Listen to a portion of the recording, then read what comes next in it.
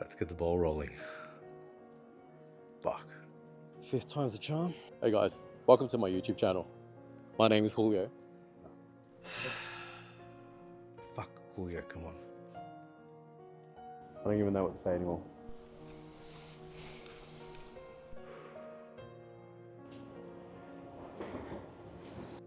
Recording in public is one of those things I always find fucking cringy, but now I'm becoming one of them. Yeah. I'm not confident at all. I'm just trying to ignore them. I guess who gives a fuck now, right?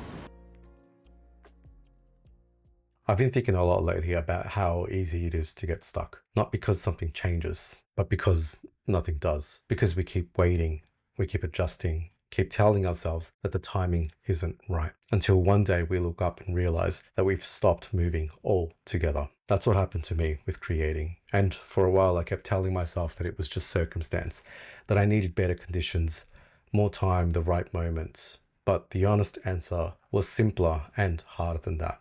I was becoming the villain in my own story. But this camera is how I found my way back. And what it really did was hold up a mirror. And that's what I want to talk about today. I absolutely love movies and shows with characters that walk darker paths. Not because I admire them, well, maybe a little, but because the most interesting characters are usually the ones that are conflicted. The ones who live in the uncomfortable space between good and bad. Everyone loves the hero, and most people hate the villain. But I've always felt that villains make people uncomfortable because they expose something about human nature that we don't like admitting exists. Ambition, fear, pride, desperation. The parts of ourselves that we try to hide. There's a line from Scarface where Tony Montana says, "You need people like me so you can point your fucking finger and say, that's the bad guy." And whether you like that line or not, there's something brutally honest about it. Because sometimes villains aren't just villains. Sometimes they're mirrors too. And the older I get, the more I've had to ask myself the uncomfortable question, what if sometimes I'm the villain in my own story? Not in some dramatic sense, but in the sense that the hardest truths about our lives are usually the ones that we avoid the most. And I'd rather face that truth than pretend that it isn't there, because that's where real progress starts. There's a line from a show that's been sitting with me for, I would say, about 15 years. And it's from The Wire. And if you haven't watched it, please do.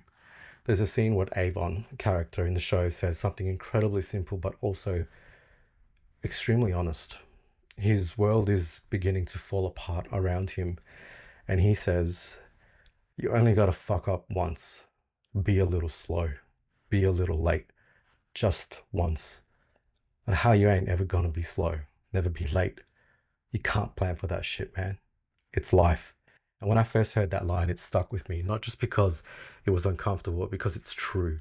And I recently started rewatching that show, and that scene came up again, and it hit differently this time, because it made me think about where I was 15 years ago compared to where I am now.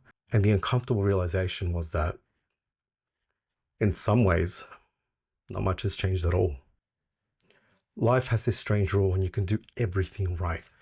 You can be careful, you can plan every step, you can follow the path that everyone tells you is the correct one. But sometimes everything shifts in a single moment. One mistake, one bad decision, one opportunity that you didn't take. And if you really internalize that, something dangerous can really start to happen. You begin building your life around not making mistakes, and you become more careful, more calculated, less willing to risk, less willing to try, less willing to move. And that protection becomes a bubble. And then that bubble eventually becomes so heavy that it turns into a rock that you live under. It feels like safety, but in reality, it's a fucking cage.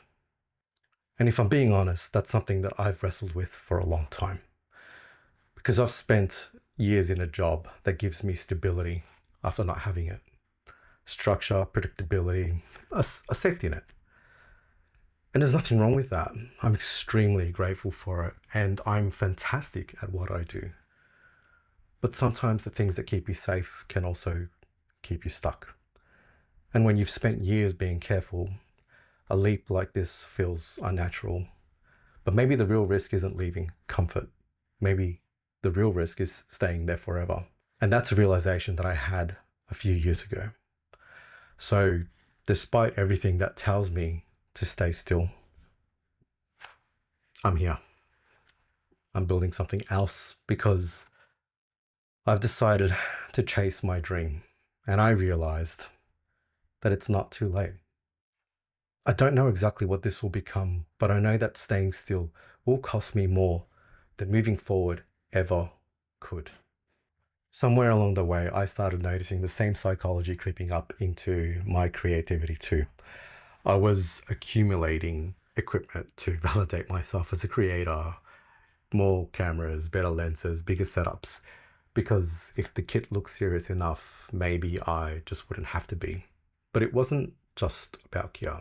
The gear was more of a symptom. It was like an armor. And hiding behind that armor, I was avoiding the very thing that I was scared of the most. Not failure, not burnout, but being seen as myself.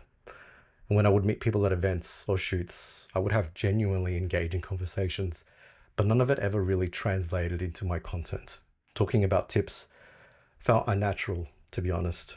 I mean, yeah, it's helpful, but I can't speak to that same topic every single time. There are other ways of helping people, like helping someone's mindset.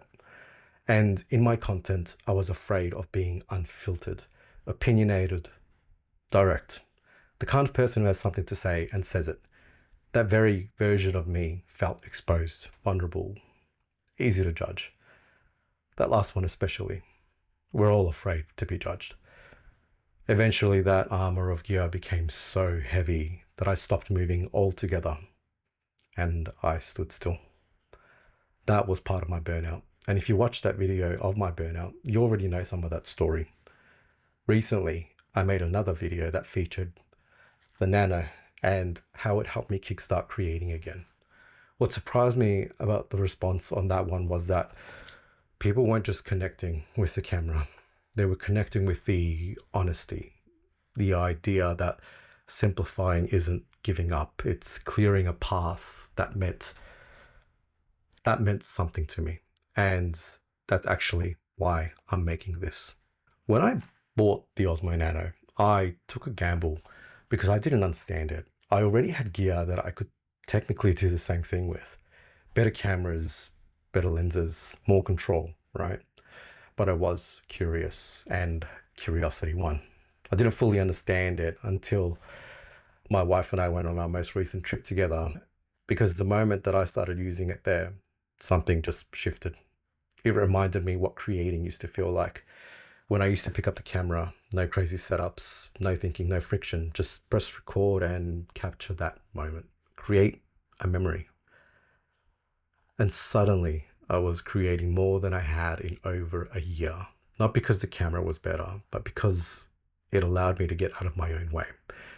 And here's the thing about this camera.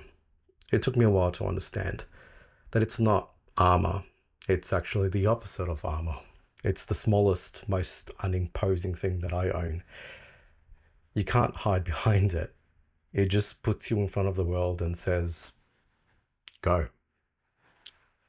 Something interesting happened after I posted my previous couple of videos. I noticed my content catching a specific type of person. The person that needs a break. The person that's stuck. People clicked expecting something different. Instead, they got something intentional. And that told me something. I think a lot of us have forgotten to slow down. Not just as creators, but as people. Everything moves faster now. Faster content, faster takes, faster opinions. But real life and creativity don't always live at that speed. Sometimes it needs space. Sometimes it needs silence. Sometimes it just needs you to hit record. What the Nano really gave me wasn't better footage, and it wasn't just permission to create. What it actually did was hold up a mirror. And that's when I saw that there was a gap between who I was being and who I wanted to become. Someone who creates without overthinking it, who shows up before they feel ready, who stops waiting for the perfect moment, the perfect conditions, and just begins. That's what I had stopped doing. And that's what I had to face. One of the biggest things that used to stop me from creating in public was actually the fear of just being watched, the fear of being judged mostly. And I know a lot of people suffer from that too. But the thing is, all of these people, they don't give a fuck. And honestly, neither should you. And I mean that in the most freeing way possible. These people, if anyone walks past me, they see me for maybe 2 seconds, they'll have a reaction. Whatever reaction that was, they'll move on with their day. I've got other things to worry about. I'm just a brief moment of curiosity in their day. What they think in those 2 seconds says nothing about me, because filming in public isn't about filming for strangers. It's for you. It's your journey. You're allowed to create here, in the street, rain, hail, or shine, wherever the moment is. Create where you want. Don't wait for a controlled environment to give you permission. Whatever it is that you want to do, go and do it. That's free will, and a lot of us have forgotten about that. This is what's called exposure therapy. Just getting shit done because you need to. And this camera made that easier than anything else that I own, because it's small enough that the barrier almost disappears and it's just you in the moment. It removed the friction that I had built around creativity to protect myself from being seen before I felt ready. And in doing that, it helped me find my way back. And what it really means to me is not just getting comfortable on camera, but getting comfortable being seen imperfectly, honestly, in real time, doing the uncomfortable thing again and again and again, and eventually it stops feeling uncomfortable. And that brought me back to the line from The Wire. You only gotta fuck up once. Because if you spend your entire life trying to avoid fucking up, you might actually never begin. You stay safe, but you stay small. You stay protected, but you stay hidden. And creativity doesn't live in that world. It lives in experimentation, in imperfection, in trying things that might not work. You might not need the Nano. It's what helped me. Maybe it's your phone or another camera or even your main camera. Whatever it is, just hit record and let it record you honestly. Some of the best moments that I've ever captured weren't planned. They were just caught. A genuine reaction, an unscripted conversation, a moment that nobody could have set up. And that's the stuff that lasts. Not because it was perfect, but because it was real. And that kind of freedom starts with one thing: giving yourself permission to fail. Because the truth is, waiting for the perfect moment is one of the easiest ways to never do anything at all.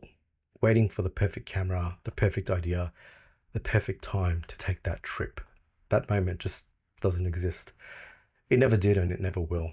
Most of the best things in my life didn't come from planning.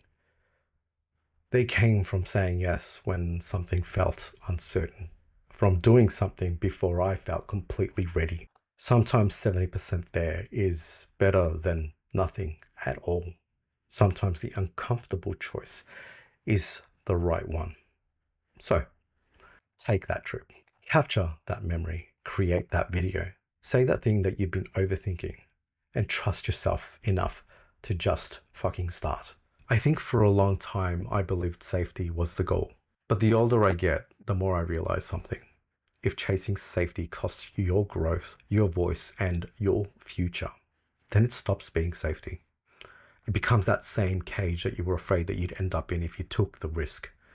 And maybe this whole journey for me is learning that I don't need to stop being afraid. I just need to stop letting fear decide who I become. And I hope you do too. Peace.